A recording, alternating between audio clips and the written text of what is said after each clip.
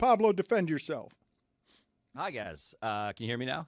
Yes. Good. Yes. I appreciate the insults and the conversation as always. Part of what I want to do is always, and this is the curse of me, is draw attention to what we're doing. Because I unfortunately think we're at this phase where I thought we were going to be done after episode 2, and we're not. You know, the NBA investigation is ongoing. The NBA investigation has been a focus of what we did at Sloan on Friday live, which is to say I talked to 5 former Aspiration employees who all told me that they were not asked by Wachtell Lipton, the NBA's preferred outside investigation firm. They were not asked directly about Steve Ballmer by name, right? And so I am not just like dumping all of this as fast as I can because I'm trying to be first on everything. I'm trying to make sure I get it right. And I'm only dropping stuff when there is reason to say, oh, maybe it's actually worth considering.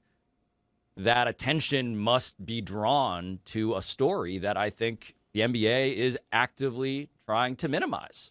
And so that's part of why we Oprah'd it.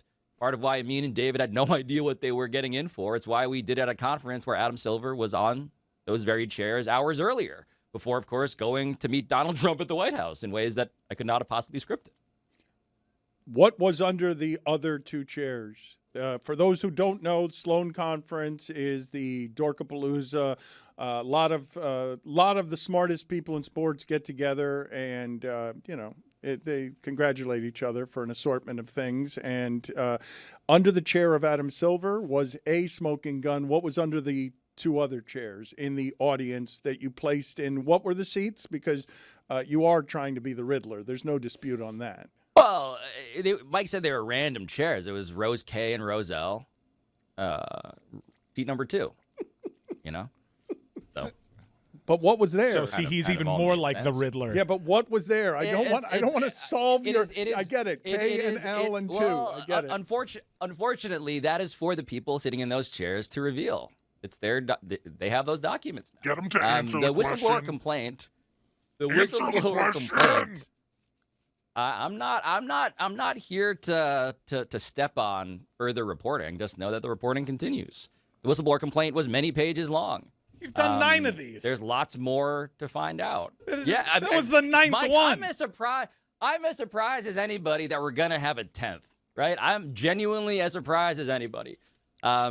It's something though in the whistleblower complaint that I don't want to just speed past as we get to whatever sequels here, because I just want to clarify. This is the document that started the actual federal investigation into Aspiration. So the co-founder of Aspiration, Joe Sandberg, was prosecuted. He pled guilty to wire fraud. His co-conspirator, Ibrahim Al-Husseini, who was a board member of Aspiration, prosecuted, pled guilty to wire fraud. Those things happened because of the roadmap laid out in this document, which had been rumored for a very long time inside of Aspiration, but no one had ever seen before because a whistleblower complaint is confidential. And one of the things that has happened that has enabled the reporting, and by the way, this is why, like, when I say I have to get it right, I really do wait for the actual document. Like, it's not, the evidence is now undeniable in terms of, did these federal whistleblowers under penalty of perjury put into writing in March of 2023, years before I ever even published part 1, did they say the thing that people have since accused me of grafting and grifting onto a story in retrospect? Why would they ever be talking about cap circumvention? This is a larger criminal enterprise. What does it matter that anyone cared about the salary cap? Well, this is part 9, parts 1 through 8 explained that. And here is kind of the keystone in case anybody still had remaining doubt. And you can see it on screen. It says, even to pay Clippers forward Kawhi Leonard an incentivized bonus to circumvent the NBA salary cap disguised as an organic marketing sponsorship agreement. By the way, we've provided contract of that agreement. We provided bank statements of money in and money out. We now have a whistleblower complaint under perjury from 2 Aspiration employees. And the only way, by the way, this comes together is because in sort of like poetic symmetry with Adam Silver going to the White House, this administration has effectively turned over multiple federal agencies that have been investigating the story. The Department of Justice, the SEC, the CFTC, the three agencies that these whistleblowers reported to, those are all shells of themselves. And so my ability to report the story, it is like panoramic at this point. You know, it's like I'm going to every possible place, and that's the only way you can get to the bottom of a story like this. And the question is, who else is doing that? One of the things that I see happening, and I just think that it really shows great ignorance about, and I will keep saying this, the degree of difficulty on getting documentation that is vetted, that makes for proof. A lot of people are saying, wake me up when there is something that's an update, as the updates are incremental. They are updates. And Bruce Arthur, the Canadian columnist, is saying, quote, Pablo delivers again. There is simply no other plausible scenario other than cap circumvention in the Kawhi case. Why do you believe that what's happened so far represents the greatest proof of any kind that you have as it relates to a smoking gun? And how can you possibly say there's a lot more to find out here? So I want to credit Bruce Arthur because Bruce, of course, like covers the Raptors in Toronto. He had heard and has reported since what Dennis Robertson, Kawhi's unlicensed representative, his uncle, had been requesting of the Raptors. And he had been requesting, per Bruce's reporting, a no-show job and equity in a company that he didn't have to do any work for. And that is the story, incidentally, of Aspiration. So these requests were made. The question is, how were they delivered? And here we have 9 parts showing that. So credit to Bruce for truly like reporting out that aspect of the story. To me, there are 3 indisputable examples of why this is cap circumvention. The first one was in the first episode. It was that no one ever announced this deal. Why would an endorsement deal be secret? Like, I've been waiting for I had Mark Cuban in the studio at length, like asking, why would this ever remain confidential? An endorsement agreement with Kawhi Leonard in which not only did he do nothing, you never announced it. Why would that never be announced? Why would that do be nothing? When you say do Clippers? nothing, the alleged no-show job that he was paid for that required him to do nothing. He was signed to a $28 million contract, an endorsement agreement that he did nothing for. In fact, the greatest example is that they never even announced that the endorsement contract existed, even as Kawhi was getting paid to never talk about it. Why would the Clippers and Kawhi and Aspiration all agree none of us should we should never say anything about this, we should deny it in the future? Like, what other reason other than this needed to be a secret deal to violate the NBA salary cap? What other reason would there be, right? So there's just a logical, like, documentation and evidence around that part. The second thing is the fact that Dennis Wong, the Clippers co-owner, Steve Ballmer has one co-owner of the Clippers. It's rare, Dan, a 99-1 ownership group. 2 people. One guy owns 99, one guy owns 1%. Dennis Wong went to Harvard with Steve Ballmer. He is his close friend. He is the vice chairman of the Clippers. He, as we've reported exhaustively, when Aspiration was in default, Dennis Wong had never put money in before, and he decides in December of 2022, I'm going to invest $2 million into a broke company that I know via the disclosure form on the contract, which we also published. We know that they are under investigation by the SEC. We know that they have no money. They're broke. I'm going to invest as if they're a normal company. And then 9 days later, Kawhi Leonard will be paid $1.75 million, his quarterly payment, to do nothing after months of not getting paid that sum because Aspiration had burned through all of their money, right? Why would they do that? Why would they pay Kawhi when they had no other money to pay anything? Why would they pay the guy that is a secret endorser who does nothing 9 days after the co-owner of the Clippers puts in money for the first time, the only outside investor to give money to Aspiration, right?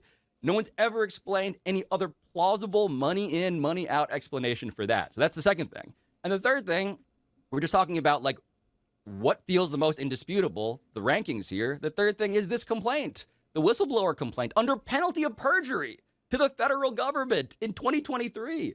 One of the questions has always been, why is it that you have all these anonymous sources, even on tape, voice modulated, right? It's very easy to say, in retrospect, they were circumventing the cap because maybe you were convinced by episode 1.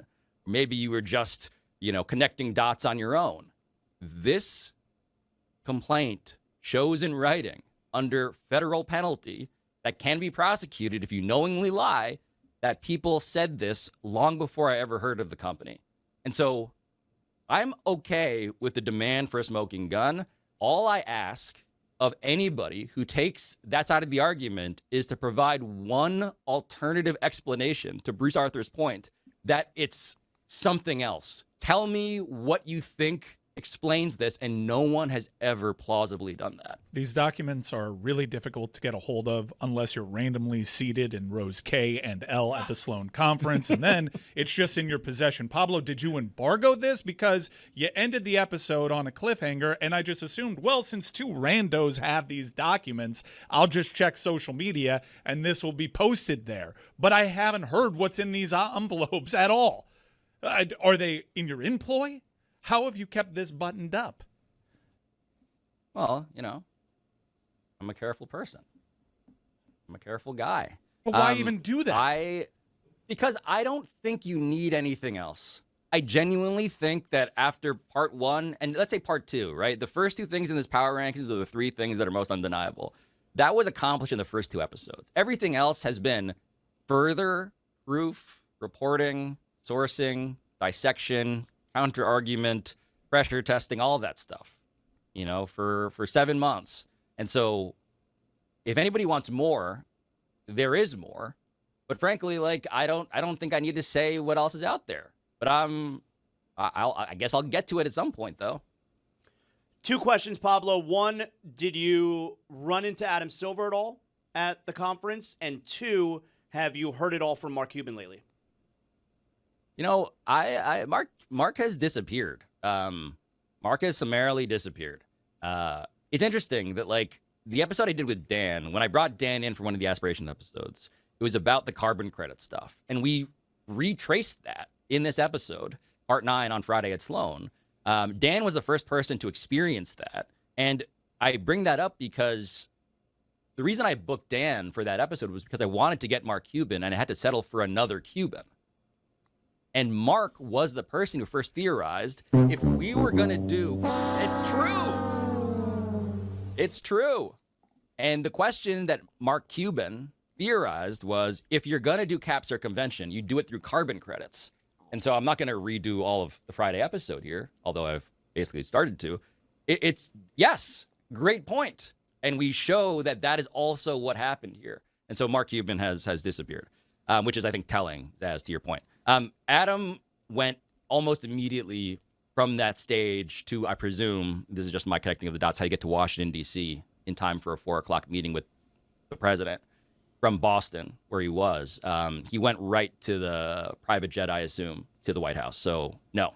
Although, again, it was the number of people who were in the audience. These are all characters who I think might have thumbs on the scale of what the NBA does, and we'll see whether that was, persuasive to them. Take us through how it is that physically you got the document taped under his chair, and did you literally want the evidence to be right under his nose? So it didn't start. Look, as much as I like being something like the Joker or the Riddler. The Riddler. You're not the Joker. The Riddler. You're not the Joker, as evidenced by this sound. I think that's better. You're not the Joker. You don't get to be the Joker. You can be the Riddler. That's a good photo. The Joker would have killed him.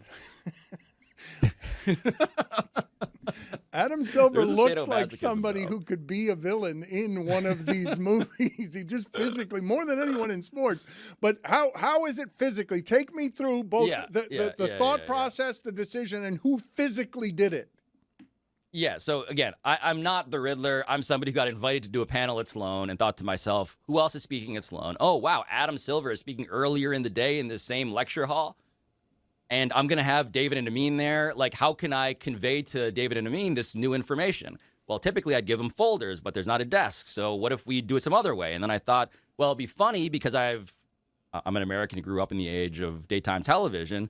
It'd be funny if I did the Oprah thing and was like, look under your chairs. There's a gift for you. instead of a car you got to pay taxes on, it's this document. And so I thought, wait a minute, if we put those documents under David and Amin's chairs early enough in the day, it's possible that Adam would be sitting in that same chair. And so I had one of our producers, who will remain nameless perhaps for legal reasons, show up at Sloan at 7 a.m. on Friday and tape it underneath the chairs. And I should say, for legal reasons as well, Daryl Morey, the organizer and the co-founder of the conference, had no idea what we were doing. Nobody at the conference was in on this in the way that, of course, our staff was. And so for that reason, we just woke up really early. And it turned out that, yep, these were the chairs. I should mention that Ballmer and the Clippers continue to deny all wrongdoing. They declined to comment for this episode, as they have for a while, and they say they are fully cooperating with the NBA's investigation that was sparked by Pablo. Pablo is up for yet more awards, I should tell you.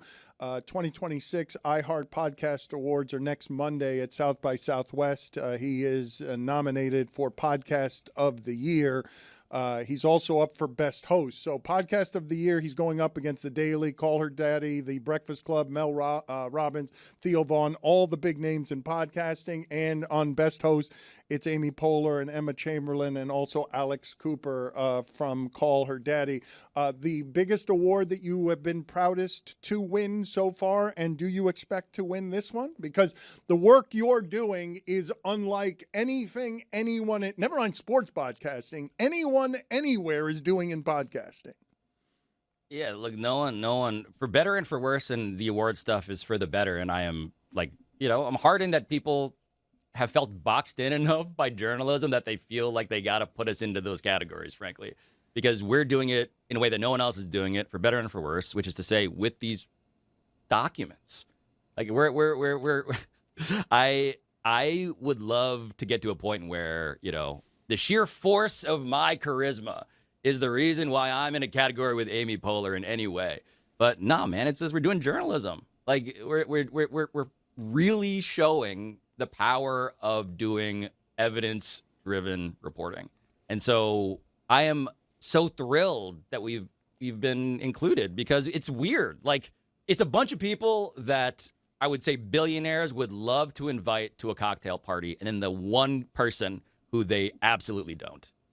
And I take pride in that. I take pride in the fact that it's a weird thing for us to be in those rooms.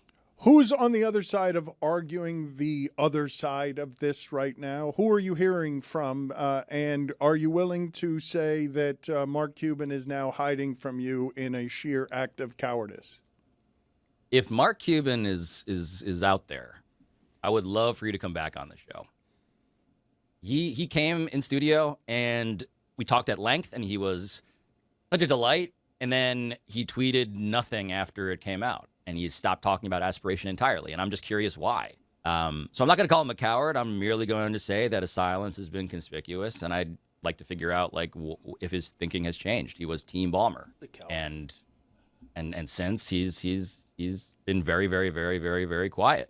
Who's on the other side of this? Who else is out there? Because look, it's strange to me, okay? I underestimated 10 years ago that the President of the United States could become the President of the United States taking a hatchet to journalism. People hate journalists more than just about any occupation. It's right up there with used car salesman and agent and lawyer in terms of not liking somebody. You, despite doing legitimately extraordinary work, have now become polarizing, at least in part because you do it as the Riddler and you do it with some self-involvement, and you call it charisma. I call it hateability that you were taught at the knee of us. You? Yes. Of us. Yeah, exactly. Yes. I learned it from you, Dad, by the way. Dan, I learned it from you, Dan, said in the voice of Dad. You have been surprised by the reaction, and who's on the other side of this? Because you keep presenting facts that make it damn near impossible to be on the other side of this because of all of the things that you said. Show me the alternative reasoning here that no one can explain. Yeah, look, the reason that I do the theater of this is from a place of, wow, I got invited to this conference to do a live show. How can I make this interesting? than I was if I'm going to do another chapter in this series that people are pretty numb to, because I think most people out there, by the way, fans, head coaches, owners, general managers, when I run into them, when I see them at games, at conferences, they all agree that this is egregious. These allegations feel like they deserve punishment, right? These alleged schemes must warrant punishment. That's what I hear all the time. So I'm not saying that, like, you know, people are idiots who don't get what I'm saying. I think they largely do. The theatricality comes from the premise of journalism needs entertainment to cut through. And I was a writer who only wrote. I was a TV person who only gas-bagged. And now I'm trying to do both of them together because I am at odds, I guess, with what is required otherwise to make an impact. And so I decided, fine, I'll play the game too. And I enjoy the game. And so that's why I do it that way. The people who are on the other side of this, though, frankly, it's people who cover and talk about the NBA who find that this story should be adjudicated by the NBA. And I'm like, guys, I'm not here to say that we're Woodward and Bernstein, right? I'm not here to say that this is the president being forced to resign. I'm not saying that. All I'm simply saying is that if you ever talk about cheating in sports, if you talk about cap circumvention, which is how you get the most important assets in this sport, star players, to join a team which everybody cares about so deeply that entire seasons are overshadowed by the acquisition of star players, right? That's the whole thing with NBA Twitter. We're obsessed with it. I'm telling you, the most egregious, and the Ringer has said this to its credit, the most egregious cap circumvention scandal in history, allegedly, is this one.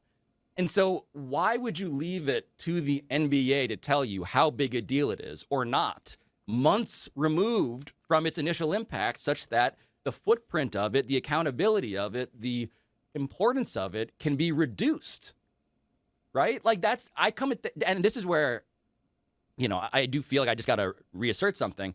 I do this because I'm like actually a sports fan, because I grew up loving the NBA, because I grew up writing into a little notebook the Dream Team statistics and fetishized the New York Knicks and admiring Michael Jordan despite my fandom of the Knicks and going to games and really caring about this thing and then watching our sport, my favorite sport, become a thing that built up credibility over time, that became a very popular mainstream product, welcomed into American homes all around the world as well. And they decided to get into business with a bunch of people who, frankly, are misrepresenting the truth of what they're doing to the public. And I mean this to say in the Epstein class sense. I mean this to say in the crypto scammer sense. I mean this to say in the sovereign wealth fund sense. I mean this to say in the Silicon Valley sense. And certainly in the case of a company like Aspiration, which the NBA and the Clippers decided to present to the public as if this is a real company, and they didn't do the due diligence. And they're still, it seems, allegedly not doing the due diligence. And the question of, like, what has happened, you know, what's that meme? What's happened to the game I love? The reason I'm on this and why I'm not leaving it to the NBA to tell you what's really happening here is because I think the truth when it comes to sports should be taken seriously. And I got to be a turd in the punch bowl sometimes, I guess, to do that. And also literally the Riddler.